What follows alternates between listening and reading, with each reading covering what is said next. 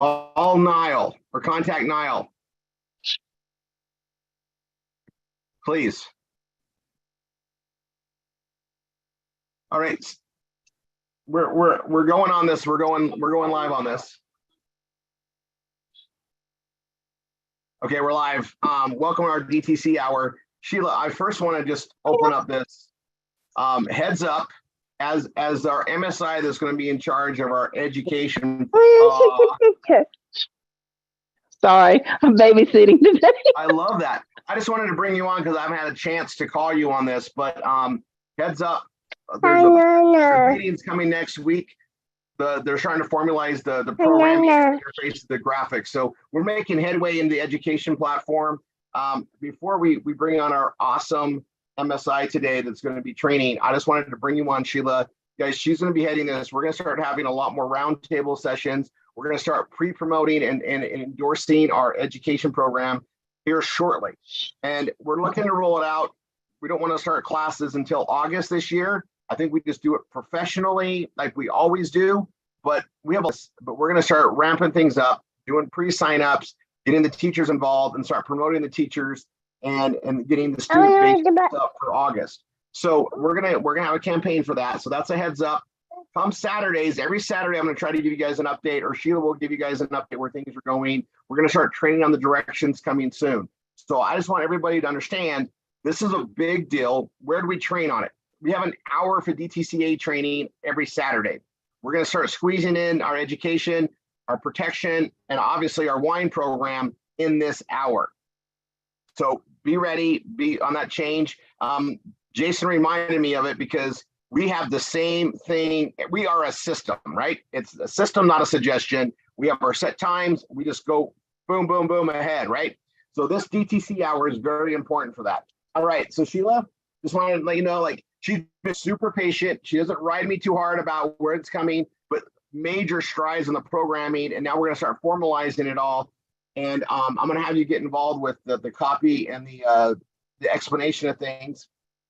And there are so many moving parts to this program, and the team's really on top of it, but we're going to really be spelling this out, but we're going to have time to do it right. But we're also going to start preloading families and knowing where the students' ranges are going to be at that moment and have a really good launch point on it and get some awareness out. Remember, nothing sells itself, even though this is an amazing idea. And every person I run into that does homeschooling is excited about this. They all grab like, that's a great thing, and then it's not ready, right? So I've been doing a lot of pre-marketing work. I'm pretty sure we're on a freaking home run here. And I'm just excited to get it rolling out. Just want to let you guys know we're going to be updating on it on the Saturday hours. So that being said, who is our MSI today? Me! I know. Jackie. You guys, I want you guys to know she is always super prepared. I gotta just say I love our MSIs. And I love working with Dallas here because she's based in Dallas. And we're gonna be coming through Texas here in shortly. And we got a big event coming up. So I wanted to bring this up. If you haven't already, let your MSI or your instructor MSI know you're going to be at the May Cinco de Mayo, May 5, 6, 7, right? We need a head count. We need to know who's coming. We're planning things around there. We're going to get our meeting room for the 7th, okay? Now, there'll be a ticket for the Bella Vita event. Kenny and I are going to cover the Sunday event, right? So get yourself there. We're going to cover the Sunday event. We just need to know how big to make this. So make sure you're getting that reservation on there. If you're within driving distance of, I guess it's probably going to be near McKinney. So Dallas, McKinney, right? I'm assuming it's going to be the same location, but I haven't got that confirmed. It's just, that was a beautiful location. We need to know, and we're going to start doing some things for that. It is Leadership Summit. There's no qualifier for it. It's for those that want to be in a leadership role, that want to get, that type of training. We're gonna have a 2-day training and then our day training. And this is our big event for the spring, right? This is our big event. We're gonna combine it. It's gonna be our big event. we have a big push going on right now, to get to, the Cancun trip. But you guys, we're trying to get a lot of new people into Stride so that they can make the next event, the next event, the next event. Don't miss events is something you're going to hear from us all the time. This May event is big for us, and anybody that can make it there. So I want to make sure we're getting the head counts in. I'll be putting another reminder on Tuesday. We need to see where those numbers are. Pretty much, we need to kind of know where we're at. All right, so we'll put that out there. All right, that being said, Jackie will be there because it's in her backyard. And you get to hear her today, but we have just amazing leaders. And if you can just sit down with them and spend some time with them at these live events, it is life-changing. They were once where you were. They've used the system to grow and develop where they are today. So those are some of the most important people to learn from, because they started and did what you are doing. They are there to help. That's what we do. All right. So with that and the help there, Jackie, and you guys know that we have her run. She is such a fun personality, and that's why we have her as the main host of hostess on our Wednesday wine and dines, is because she keeps it going, and she's always so fun and flirty. Like I love that she does what she does. And Jackie, you make it so easy for Tanya and I. So from us, thank you. And let's get this training I know you're so prepared on today. I'm ready. Okay. So by the way, I'm going to tell you guys that what she's going to train on today, I didn't tell her. She ran this by me. And I was thinking, man, I've done a lot of training on this. And I actually spent quite a fortune to do a wine tasting in a amazing place. And the main topic was what she's going to cover right here. This is awesome. Awesome. So take notes. You're going to learn something new. And I'm ready with my notes. I'm so excited, Jackie. All right, I'm actually going to take my camera off. I'm going to let you just go. Okay, but wait, I got to tell you one thing. When I give you the cue, you got to put your camera back on at the end of this. You have to. Oh, okay. Deal? Deal. Got it. Okay. Actually, so no, here we go. On. Here we go. Thank you, Roy. For those of you who don't know me, yes, I'm Jacqueline Bellavia. I have been with RRR since probably 2018. I met Rory by mistake. You notice that he calls me Dallas because I call him Utah. I was introduced to him by a friend, and I'm so glad because I had spent many years trying to figure out all this whole online stuff. And I met with Rory for a bit, and even though he's a Dallas Cowboys fan and I'm a Saints fan, I fell in love with him. And I'm just so blessed that God put me in his path, because all of this does work, and he is a genius, and I say it all the time. But what we're going to talk about today is something I wanted to make it a little fun. And the way that I came up with the topic today, before I share my screen, is I got this really cool. Can y'all see this, Stacy? This is a really cool wine decanter for my birthday. And you're gonna lose all your wine. And well, it's upside down because you dry it that way, sis. But anyway, and there's a little story behind that. A real dear friend of mine, Sue, y'all see her on the Wine and Dine sometimes. Well, I was looking for my wine decanter. Well, I'm a hot mess anyway, and I could not find a damn wine decanter. I looked in every cabinet. I looked everywhere. So I don't know, because nobody's come clean that they broke it. The house cleaning lady, my sisters, whoever's been over here, but that damn wine decanter ain't here. So I didn't have one. So she gave me that for my birthday. So whenever that I was asked to do this week of training, I thought, that'd be really cool to talk about wine decanting. So that's what we're going to talk about today. So I'm going to share my screen, and if I can, there we go. Can y'all see that? And Stacy, this thing always blocks my screen. I have no idea how to move it. But anyway, we don't see it. So you're just fine. You just keep rolling. Ignore all that. I don't know what it is. But anyway, so welcome to the DTC Saturday Wine Hour. Today's January 28th, 2023. And guess what? It's Mardi Gras season in the city of New Orleans. So we are going to learn how to wine decant a little bit later, how we wine decant in the city. So let's get on with now and how to understand decanting. And with that, what we're going to discuss today is the what, why, when, and how, right? What the hell is decanting? Why do you do it? When do you do it? And how do you do it? So we're going to take a minute to talk about each one of those. So let's just talk about what decanting really is. Most people probably have heard it. Some have done it. And there is a difference between a wine decanter and a carafe. But let me help you out. If you don't have a wine decanter, get the damn carafe and pour it in there because it will open your wine up. I've done it. Okay, so just what is wine decanting? You know, really what it means, quite honestly, is you take the decanter, which usually is a glass vessel with a wide base. Okay, I have given you some examples here, and you slowly decant the wine. You pour the wine, and I'm going to show you a demonstration of that in a minute, but you pour it very slowly into the glass vessel. Many of the wines, and like I say, I showed you a couple here. There's a duck type. There is a swan type that you can see on the back of this picture. And then these are pretty much the regular types of decanters that you will see. And guys, you don't have to spend $1 million to go get a decanter, okay? You can go to Target, you can go to Amazon, you can go to Home Goods, all that stuff. They have decanters for, you know, relatively inexpensive pricing, but they do work and you should have one. Just don't lose it like I did mine. But then my dear friend got me another one, so that was pretty cool too. So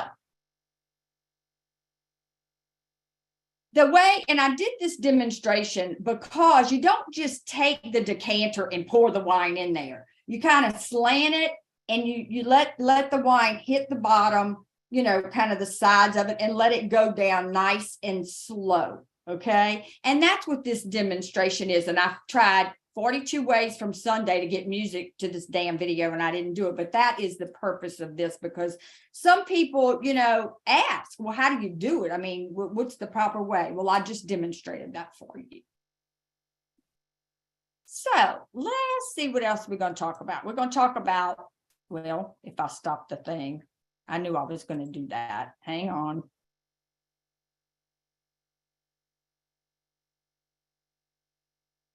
So decanting really does have numerous benefits. So why do we decant? Okay. I did quite a bit of research on this, believe it or not. And there are two main reasons why we decant. We decant for, like, if you have an older wine that has aged, sometimes it has sediment at the bottom. So the reason you want to decant that wine is to separate that liquid from that solid or that sediment. Okay. And that's why you would do that.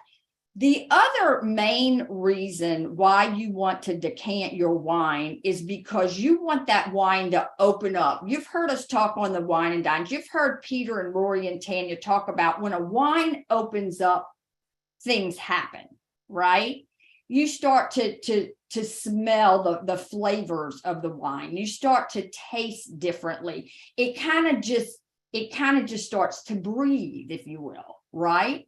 So you really want to have your wine at its best when you're eating it with your food, or, you know, just having a glass. You really want to bring out all the beauty and all the glory of that wine. And that's how you do it, through a decanter. Some of you may have also heard of aeration. They do have, and in this thing that Sue got me, I got this cool little aerator. I don't know if y'all can see that. It's still in the plastic. I didn't even open it because I have another one. But you can actually stick this aerator on the top of your wine bottle, and you pour the wine through the aerator into the decanter, and that kind of speeds up the process to open it up. Okay. Another tip: if you don't have a wine decanter and you have one of these little handy dandy things, it does work. So that's the two main reasons why you want to decant. Another thing is, people ask, do you decant red or do you decant white?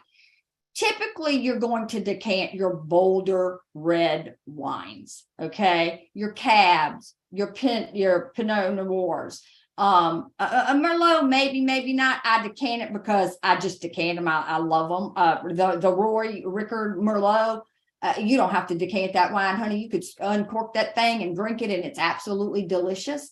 But some of your bolder cabs that we have, like maybe the Antonio, you may want to decant that, because that really takes a little bit to open that wine up, and the flavors really come out when you do.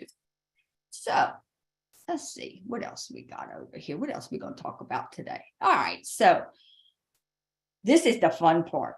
When to decant. Okay. Well, in layman's terms, when you want to decant your wine is after you uncork it and before you drink it. So after your corkage and before you drink it is when you want to decant your wine. Okay. And so if you know that you're having a dinner party, you may want to open that bottle of wine up 20 or 30 minutes before, uncork it, decant it, put it aside, so that when you are having your meal, maybe you're going to start your meal with a lighter wine, depending on if you're going to have appetizers or not, correct? So you might start that meal with a white, and then you want to move into your bolder. Let's say you're having steak. I'm a big Texas person. We eat steak all the time, right? I'm going to have a heavy cab with that. So I want that wine opened up so that whenever I get to that part of the meal, it's ready to go, right? And if I'm going to finish with chocolate and I'm going to finish with maybe a little bit lighter wine, such as the Rickard Merlot, guess what? That wine's going to be ready if I prepared ahead of time and decanted it. So that's when you want to decant, after the corkage and before you drink, okay?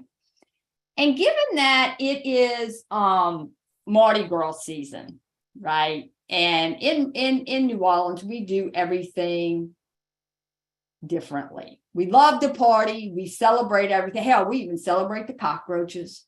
But given that it is Mardi Gras season, I thought, what a better way to show in a visual manner how to decant and enjoy wine. So for those of you that happen to have, and I could not find my Mardi Gras umbrella, I could not find my little white handkerchief. So what do we do at RRR? We improvise. So I found a white headband. I also have my Mardi Gras koozie that my cousin crocheted me 14 years ago, and I still have it. But whatever you have, get it in your hands, guys, because we're getting ready to decant a wine like we do in the city. Here we go. I think Niall has a baton. Stacy has an umbrella, but with just whatever you have, just get it and rock with us.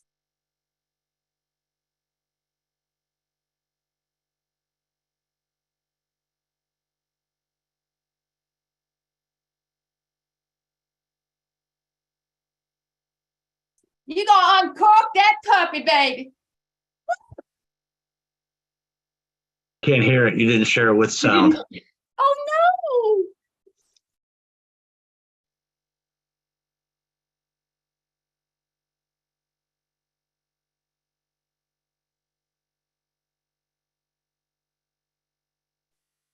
You'll need Yeah. to Yeah, stop stop share. Oh, I was a hot mess. You have Stop to screen stop the share and then restart, Jackie, and hit share with sound this time. Well, I can't do nothing right now.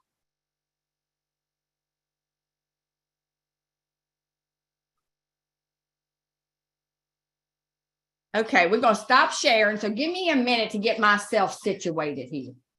Yeah, this is awesome, by the way. I worked on this all freaking night, and you're gonna listen to it because I love it. I have two really nice Mardi Gras masks. I tore the house apart this morning looking for them. They're in a box somewhere still.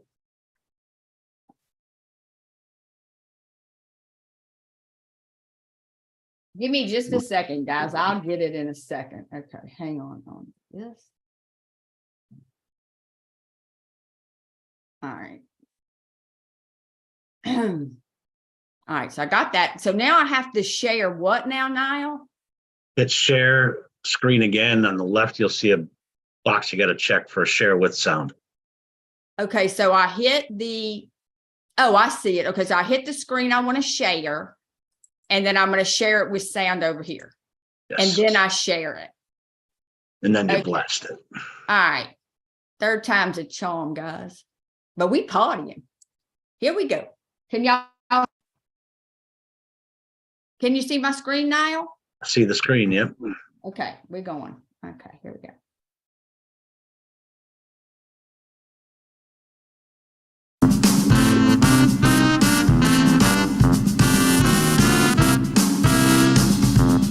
Here's your ride. I got a roll your tan and a pizza. It's got cook that puppet.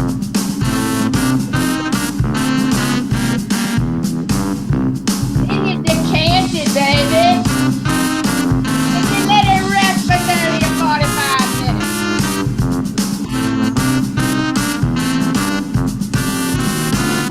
Then on this parade, you let the good times go, mama. Party in the city.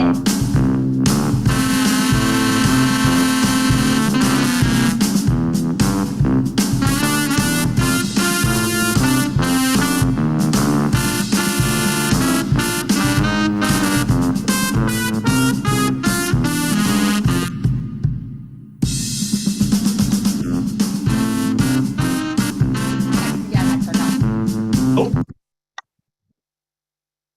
Well, I haven't twirled one of those in a while, Jackie. And with that, it's a wrap, Mr. Roy. That is freaking awesome. Jackie, you're the best. I love this. If I had found my Mardi Gras umbrella, but it's at my mama's house, so. But anyway, it works. But for you guys, if you've ever been in a second line band in the city, and most of you have been at an event when we did a second line party and we all went, we had the little umbrellas and it's always a lot of fun, but I hope you learned a little bit, decanting is, I decant all my wines, and I think it's very important. And if you really want to bring out the flavors, you talk about the different flowers or the oak that you smell and all those things that we talk about on the Wine and Dine, decanting is how you get the best out of the wine. So, Roy, you got anything? especially the heavier wines, right? Like the thing with the reds that are heavier, like a Zin, like a really the Merlots, like 30 to 45 minutes, you'll notice they even open up even more. And if you don't have a decanter, the easiest way to get the same benefit is to pour the glass in a wide open wine glass and let it sit. It's the same thing. The decanter is better. It looks better. It is the whole aspect of pouring from a decanter and what it does for the sediment is by far the best way to go. But to open up the wine, even if you pour it. So a lot of times you may not notice this going on, but if I'm going to walk you through the step of a dinner. Okay. So Tanya likes to use the rosés or as that's just cooking dinner and getting things ready. It's starting the night out. She likes to start out with a rosé. And sometimes we have a cocktail, right? We'll have a dirty martini, or I like my old fashions a lot, and just on a night. And this is going to be on a special evening, and there's what I would call the cocktail or the cocktail wine. Tanya likes the rosé as a cocktail wine or a sparkling to start out. And then you're going to go to the wine that you're going to actually have with the salad or the meal, depending on what's in the salad, right? But you'll notice that at a restaurant setting, if you time it properly, you get to open up the wine a little bit more. They don't always bring it in a decanter at a restaurant.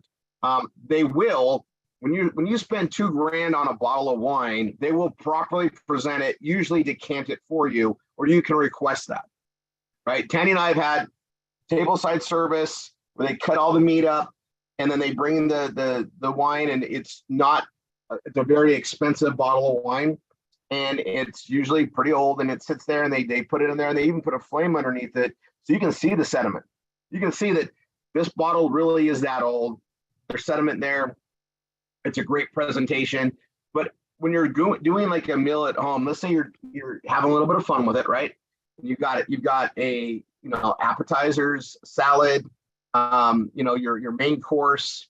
You might have a couple main courses. But if you're having say a salad and you're doing like a white wine, you got a white wine glass, a red wine glass.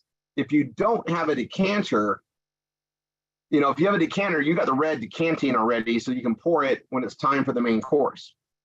If you don't have a decanter, the best next thing is to pour the red wine 30 minutes before you're going to drink it. And you'll notice the longer it sits there, the more it opens up. That Rickard Merlot, for instance, tastes amazing 45 minutes later. The Grand Cru Merlot, it's a heavier Merlot. That is what the winemaker call it. I love how he words it. He goes, Rory, I made you a proper Napa Merlot. This is a proper Napa Merlot, and that's that Grand Cru, and it tastes amazing. It tastes so much better though after 45 minutes of open oxygenation and letting it breathe, decanting it. And then as you get it from 45 minutes to an hour 15, as you continue to drink that bottle, it just gets better and better and better. And goes great with dark chocolate. I've always throw that in there. So hey, Rory, all this conversation with decanting, I've got so much experience drinking wine. I just felt the need to maybe jump in. You need a decanter, period, if you're drinking wine. Yeah. And here's why. Because to summarize everything what the guys have been saying here, the way it was described to me is like this. Whenever I pour a wine, you know how they give you a little taste at a restaurant, right? They let you do a little bit. The reason for that is so you can test the wine, A, to make sure it's good, B, to make sure it's the wine that you want, but C, to make sure that it's aerated enough. And when you taste the wine that is not aerated enough, see, there's points in time when you're drinking wine where you have to aerate. You need to do it. And the way that you decide that is when you take a little drink, if you got a bite at the back of your tongue, that means the wine is what's called tight. And a tight wine means that it's not yet ready to drink. Okay, a tight wine means it's not yet ready to drink. So it tastes a little funny on the back of your tongue. It tastes really sharp, kind of bitter, maybe a little acidic. And when you taste that and you put it in a decanter, it ages the wine to be where it's supposed to be in order for it to drink. So it's kind of like you're pouring a bottle before it's ready. And the way that you can cheat and drink that wine the way it's supposed to be drank is you put it through an aeration process until it feathers in your mouth the way it wants. So you need a decanter. I agree. Just don't lose it like I lost mine. That's why I have 4 of them, Jacqueline. Yeah, Jason and I went to a winery in Oregon together. It was a great treat. We were we got we pushed ourselves in the back to do tastings from the vats. Wow. Yeah, there's little tricks. I'll tell you, I like that thing about our discovery, but also great people know a lot about wine. I always say all roads lead to wine. As you're developing and becoming a better person, a lot of times, we want to expand and learn more. There is so much about the world to learn through food, right? And wine allows that to happen as we grow and develop. And one of the biggest things I like about our Wine of the Month Club is not just the great wines that we have, and they are amazing and superb, but it's the education and the way we get to share that and rise people up with that. Also, here I'm gonna bring up a note here. Since we're kind of like free fall some info. The aspect of wine and understanding it brings out a lot about who we are and developing what we can become. It's the same path. And for those that are enjoying the wines, when you open up your mind to exploring what foods are like now with wine, it also has a way to resonate how your brain functions in all other aspects of life too. So you start going, wow, now I'm going to put a great wine to food is a great person in conversation. Like if you're having a conversation with somebody that has a lot to offer, that's the same thing as having a great wine with food. It becomes more of an event. Add wine to that too, it gets even more, into it. I mean, a bottle of wine, maybe 2 or 3 bottles on a great night of no sleep and getting to know somebody is how Jason and I even bonded more. We didn't sleep the entire night. We just talked about things. And 1 bottle, 2 bottles, 3 bottles, 6 a.m. He's got to go on a flight. That we've had those days. And I just gotta you go through, I look at all my moments of life, and I've had some great ones with wine. It's always kind of been there. It's been a big setting point. but it's because I've learned how to appreciate it and where it goes and what it opens up. But it's also all the other, I guess, the ripple effect of the process and patterns on how we think and we start to look at things, right? And you know, it's just so awesome. But decanting is another aspect where, hey, we're going to open this up and get even more out of this. It's like if you think wine's great, just pairing it with the food, decant that wine and pair it with the food. And I'll put up, you know, a thing. You can get really inexpensive decanters at Home Goods, TJ Maxx. We see them all the time. And then you can go online, but even on Amazon, you can find very inexpensive decanters. And what they're made of, you want them to be glass. I have a big thing about plastic decanters. I don't know whoever came up with those. It's a bad idea. I'm going to say glass. And there are some profound artistic decanters made, and they are, I mean, same thing. I mean, amazing. If you ever Google decanting or decanters being made, there's some, like the way they do the glass and pull them out. There's guys that are fantastic artists with it. It's kind of insightful, but it's something that's good on there. And they make all different sizes and arrays of them. And I got to tell you, this one experience I had, they had a decanter and it was huge, this huge glass like bow, and they put it in there and it opened it up really well. Like it's all about surface area, but literally one bottle of wine was so flat in this whole thing. And when they pour it, they got to go so careful because the oxygen, or not the air pressure, if they do it just, it could douse the whole bottle on you really quick. So they have to, there's an art to them pouring it. It's worth just watching that happen, because whoever is pouring that's taking on the risk of $1,000 bottle, a $2,000 bottle that you could be wearing, not drinking. And it was an amazing, impressive thing, and impatient. And you're like, I want that wine, but you're watching them pour it. You know what happens if it goes too fast. And I've just had some great experience with that, but there is a lot of fundamentals that happen, and it's all physics and opening up that wine, and it does let it age to the proper type where it's going to be amazing. And I've also noticed, like, if they don't have it, like I'm not afraid at a restaurant, especially when you spend a lot of money on a bottle, to say, man, like Jason talks about that bite. I'll say, okay, not bad. Can you decant this for me? And usually they'll do it. They may not like to do it, but they'll do it, right? And if they don't have a decanter, then it's got to sit. But usually these older aged wines, they come out pretty good, but don't cheapen it. Like let it sit even longer. Let the genie out of the bottle. It's a reference to wine too. It just gets better, right? Mm-hmm. All right. Man, we can talk about this forever. Yes, you can. A lot of information about how to decant, why to decant. It's very interesting, but it will make your experience of tasting your wine and drinking your wine much better if the wine is decanted, in my opinion. Yeah, I like aerators. Aeration is if you don't have a decanter and you don't have the time to wait, and sometimes you just don't want to wait, right? I have more. Someone brings me a box of chocolates and they look divine, right? And sure enough, I see the one that's got the caramel in it, and I'm thinking, I need a Merlot. So I go get a bottle of Merlot. I grab the glass, and I don't want to have a wait. That's when I grab an aerator. Now I like the ones that go in hard, right, to seal it up, so that all the forced air is done in the actual, what do you call it, the apparatus itself. Yes, those are the ones I prefer. Okay, now I've got the aerators where it's detached, where you pour it and it goes down. right.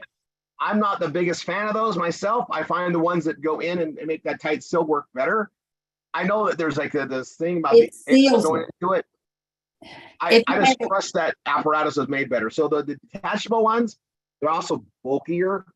And I don't know, I've had both. I actually really, really like the ones. I had one that had like a dragon's head that I got from a wine tour I did. And it just, the way it turned the wine out was so impressive and fun. but it opened it up. I like the way it did it. It went missing one day. I don't know where I put it. I'm in the hunt to buy that again. So that being said, though, I like the attached ones more than detached, just because they're bulky and they seem to make a mess. It's doing the same type of a purpose, but those apparatuses inside that, if you get the really good ones, and it's all about adding air and forcing it to open up by inducing air in the flow of the wine. That's the aerator. That's what it does. So anyway, I'll do that if I'm trying to like drink the wine. I don't like to drink my reds without aerating it, or obviously I like to decant.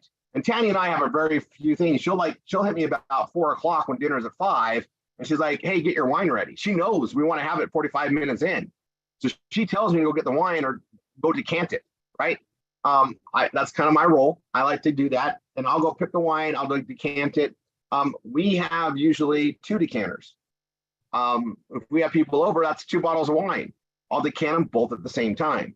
I get a question about decanting whites. I'm going to add that. It's wine. Do what you want. It's a freedom thing.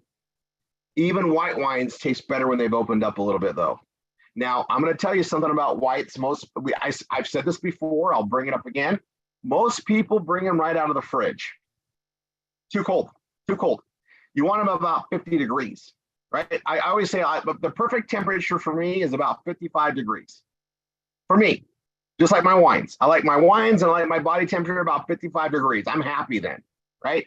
So when you're in the fridge, it's like 40, right? Your fridge is like 40 degrees. So if you take it out a minimum of 10 minutes before you open it, it's going to rise the temperature to where it's about right. When it's cold, you do not get all the flavonoids out of it. It's too cold. It doesn't release that. So even you can consider it decanting, even let it sit out there. But if you were to decant it and open it up so that it can rise by surface area to more of a 55 degrees, it's going to just taste better. It's going to just taste better. And even a lukewarm white tastes great. I like a little chill on it. A little chill, 55-degree chill. 40. If you're drinking 40-degree wine, you're not getting all the flavors. You're being robbed of the greatness that's in that wine. Especially if it's like a buttery Chardonnay and you want the buttery Chardonnay, like I always like the ribeye. I had a ribeye the other day and I had it with red, and I was like, man, I should have thought about a Chardonnay too and just gone back and forth, but it was really good. Where were we? Okay. Oh, my place in Vegas. So we were at the steakhouse, and I got the ribeye this time, and we were drinking a Merlot. It was fantastic, but it was I did think about the Chardonnay side. So, but you want to have it sit out. So like if someone pours it right from the fridge to your glass, let it sit for 10 minutes. It'll start opening up even more. 15, 20 as it gets towards 55 degrees and rises up there. Just since we're talking about opening up wines, let's divulge some more information. I'm also going to say when you decant wine, I've seen people do this. They decant it and then they pour it right away. Doesn't give it much time to open up, right?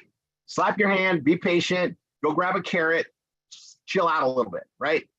Eat some veggies. Eat some veggies, clear your palate, maybe get a drink of coffee and just get ready for what's about to be yours. All right. Patience. Well, that's the thing with it, right? Patience is part of greatness in everything. You know, the genie's been trapped. You got to release the genie. It's trapped, right? We have pop the cork. You got to set it free, and it's got to wake up. Yes. It's like, oh, okay, I've been trapped for so long. Let those flavonoids free and share the blessing. Okay, let's we got a little bit more time on DTCA stuff. We can talk about wine forever. That's why we always do this. I'm going to start planting the seed with the education programs that we're going to be rolling out, because we are going, for those that are brand new, DTCA, it was launched with the Wine of the Month Club. Still have it. Always will have it. All roads lead to wine. And because of the success, we've been able to build a foundation of technology to allow us to take other things directly to the consumer, DTC, And so we have a lot of different offers and programs that we blend into this, and we create a lot of wealth and share it across the community. But we are entering some bigger spaces, and we've got awesome stuff here, right? And it all combines and blends into our wealth community. It's what we are. So the taking education on, it's going to be full of challenge, like things that we love. And it's one of those things that, when you find something that you can complain against, don't like the where it's at, there's always a solution with the right minds behind it.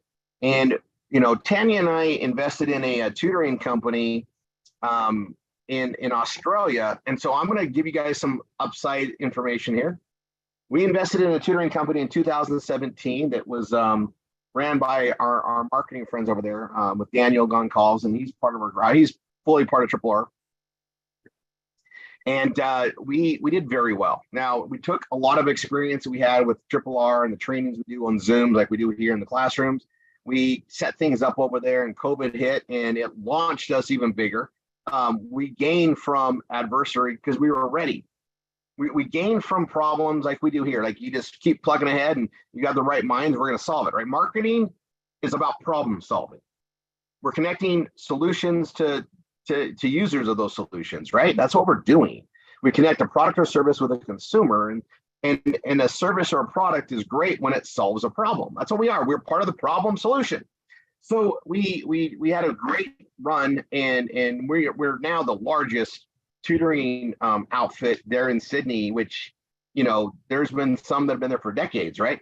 And the tutoring is working very well. And we're going to be offering tutoring services probably sooner than our education platform for the grades. So we're going to get that out there here. We're going to bring all that in there. But I want you guys to know, we're not just launching with a new idea. We've been developing this since 2017.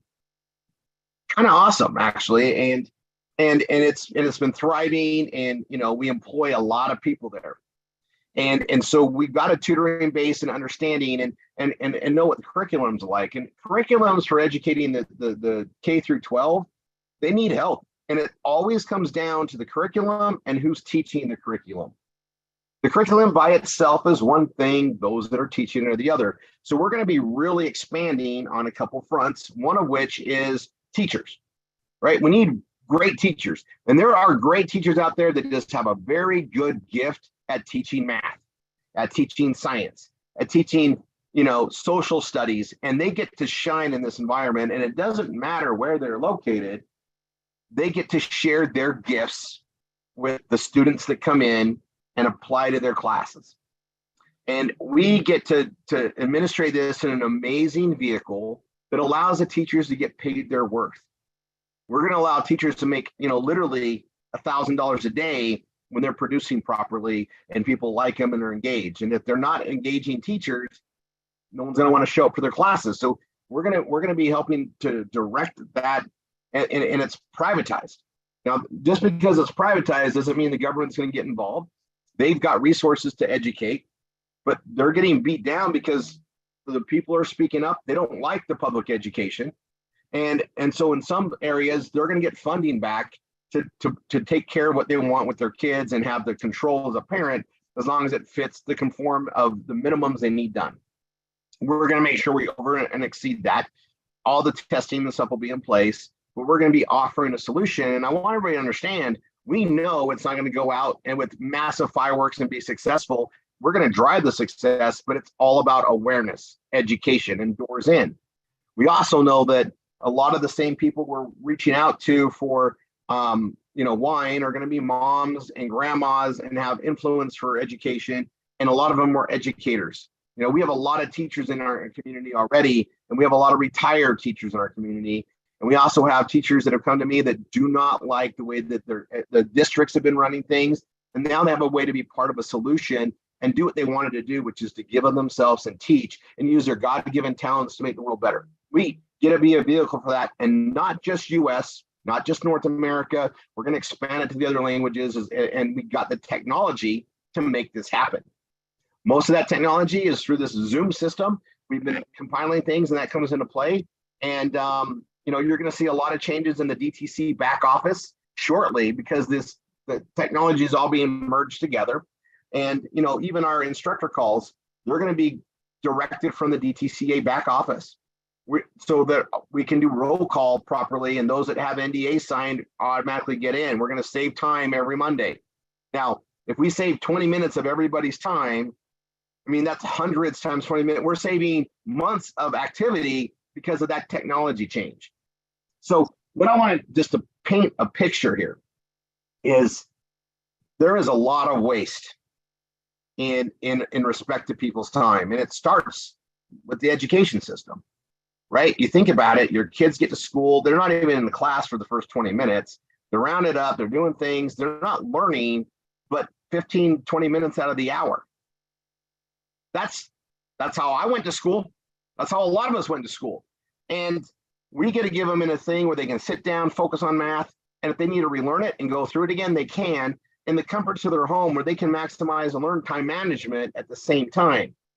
The ripple effect is going to make for a better world, better leadership, better employees for those who want to be employees, better employers, better entrepreneurs. We can teach financial literacy. We can teach things that have been, blocked from the public education that shouldn't have been. We can literally make an outreach on that, and it's going to be by the parent's choice the kid attends. They get say and control, but we get to do a lot more to solve problems that we've all seen and wish we could do something about. We get to do it as a collective, and we get to because of the funding created by the wealth the system's created, because of the success of our Wine of the Month clubs, the success of our health and nutrition, the success of everything we're adding, right? And all the kiosk offers and everything else. Guys, this didn't happen because of one thing. It happened because of many things. It's like creating wine. Wine doesn't happen just because of grapes.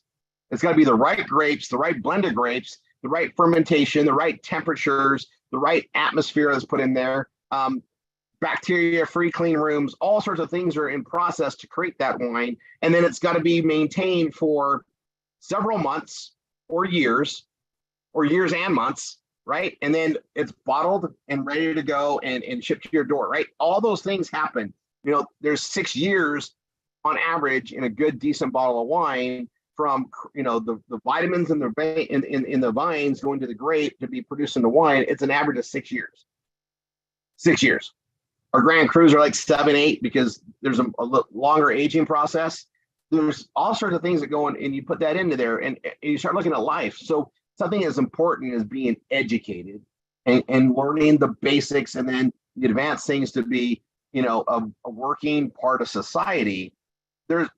If we're taking shortcuts in the time and we can compress it and maximize it, it's only going to get better, right?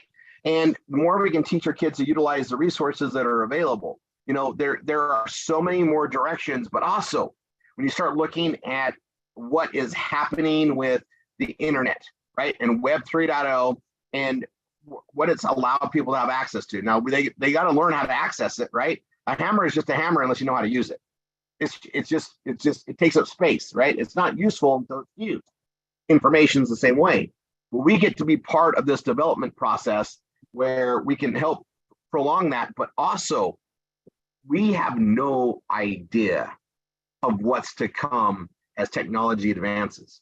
The opportunities for our kids that aren't even born yet to have and be part of society and making a better world, and you look at all these different directions, and it's just fun.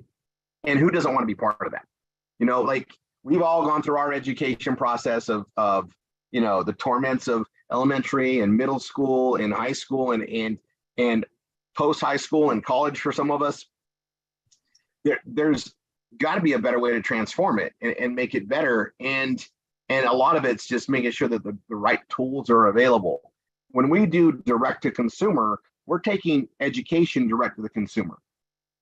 And we're also putting a lot more control into the parents of these, blessings that God gives us as children to raise.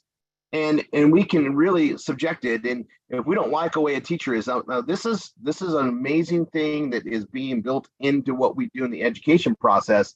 If you don't like the teacher, choose another one. You can't do that in the public education system. They don't let you move the teachers around. I'm going to tell you from personal experience, a bad teacher isn't good. it's not good to have someone that you can gel with, right? If you can find that teacher you gel with, how much better can you do, right? And it is a difference of that. And some of us just have different personalities. That teacher might be great for these students, but it's not great for me. Well, they don't have a lot of options to give me another one, so I'm forced to stick with that teacher that's going to give me a struggling for that year. Well, that year is valuable to me, especially at those ages, right? So we get to fix a lot of fundamental things that weren't able to be fixed before because of the boundaries of a building and location and the demographic advantages and disadvantages that brings. Some of the best teachers don't live in your neighborhood. Shocker. They don't live in your area. They're in Des Moines, Iowa, right? And now we give access to that because of the internet, because of Zoom, because of the openness that is available in the technology. We just got to make it available. Excuse me, educate it. And I'm getting dry. Hold on. Man, so I get to express this to you guys today. This has been boiling up in me for weeks as we're putting this together, because I'm looking at how to market it and looking at all the problems and things that I remember and that I see, with the aspect of education. And man, we get to make a difference. And I just want to voice this so you guys have the seeds going on and going through it. We get to make a difference and make it better, and it's privatized. The thing with it being privatized means we don't have the same red tape to go through. We don't have, we have a whole different openness to the way our community functions. And we get to market our teachers, our curriculum, our processes, and we get to create an amazing environment, and the compensation structure allows it to pay people their worth. That's what we have. All right. I literally just took this to the top of the hour, Jackie. Good. And on that, this is one of my, guys, I'm so impressed on how we do this. What we're going to go into next, and I'm going to stop the recording or the live. I'm going to stop the transfer of this information here in just a second. If you're part of the community and you're on our live Zooms, we're going to be teaching what's called the BRT process, building relationship and trust. Basically, the art of the conversation that allows us to share our ideas and our ways of changing the world with those that are open to that.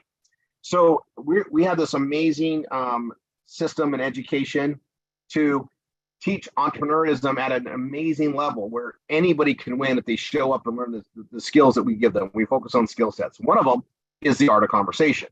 And then we get to share it. Now we've got literally thousands of people coming at us every day looking for a solution on how to make extra money and how to get out of the rat race and how to live a better life. And we get to give them the tools to do that in a big way, right? So, but even as great as it is, nothing sells itself. Remember, the law of marketing depicts exactly how things go in life. And if you don't understand it, it's simple as this. Nothing sells itself. No matter how great your product is or great your service is, if people don't know about it, they're not educated about it, it's not going to just sell itself. People aren't just going to show up your door and say, I know you got the best cook in the world, I need it. They don't. Someone's got to educate it. And it's got to be made aware, and it's got to be ascension marketed. There's a lot of aspects to get that out there. We are part of that process. But even as marketers, and no matter how great our system is, we still have to educate people about it and make them aware so they can utilize it.